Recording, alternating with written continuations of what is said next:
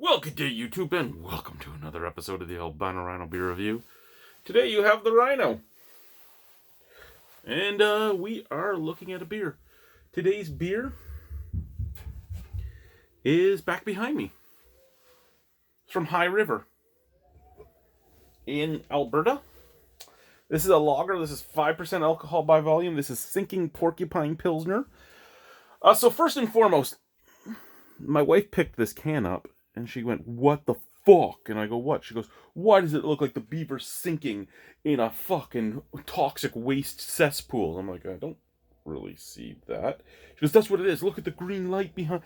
So she did not like the color. I like the color scheme on this. She did not. Sinking Porcupine Pilsner. In this seasonal beer, we use classic Pilsner malt from our friends at Origin Malting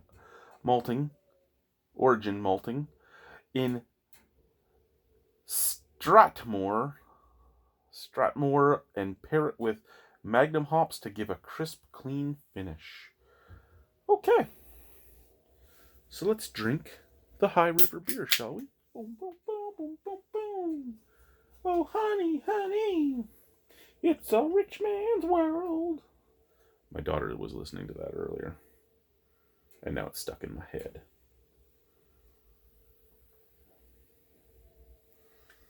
Okay, so not quite as crystal clear as I expected from a Pilsner, but fairly clear. Lots of carbonation moving in there. Head is bright white. Look at it just changing and manipulating itself and multiplying and dividing and disappearing and dissipating all at once. Very, very visually appealing beer. Just, again, a little hazier than I expected for a Pilsner. But that's perfectly okay. Scent. Glass first. Okay. Out of the glass, smells like a classic Pilsner. A little bit of grassiness, little tiny touch of sweetness, a little tiny touch of earthiness. Smells exactly like it should. Out of the can, smells exactly like it should. So there we go.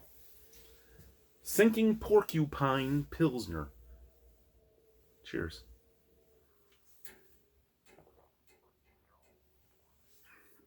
Ooh.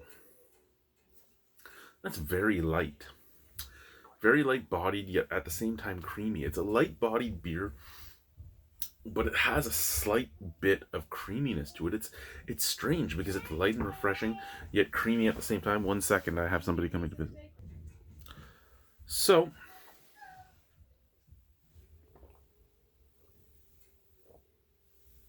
oh, that just drinks way too easily. Okay, as most of you know, I am not a huge Pilsner fan, but this Pilsner is exactly what you want. Well, exactly what I want out of a craft Pilsner.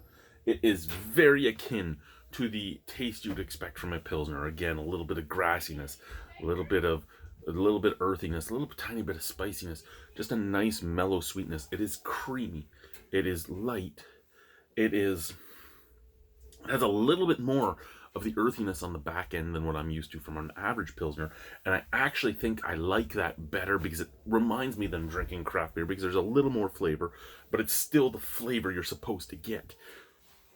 And I find that to be one of the things a lot of craft breweries get wrong. When they make a lager or they make a Pilsner or anything like that, they just throw all types of hops and malts into it going, hey, we're just going to make something with a lot of flavor and call it a Pilsner or call it a lager. And it doesn't do justice to the style. And the style does take talent to do properly. And this is a well-made Pilsner. Will I give this like a 9 out of 10? No, because it's a Pilsner. It's not something that excites me. Will I say this is a solid beer? Yes. Will I say that stylistically this is a really good beer? Yes. Stylistically, I'd probably give this an 8.75 or a 9. For my own personal enjoyment,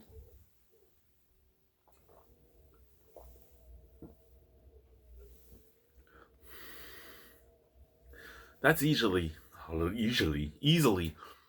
8 out of 10. I would buy that again. If that didn't cost me so much to get up here, I would buy that more often because that is a solid just drinking beer that I could drink with buddies.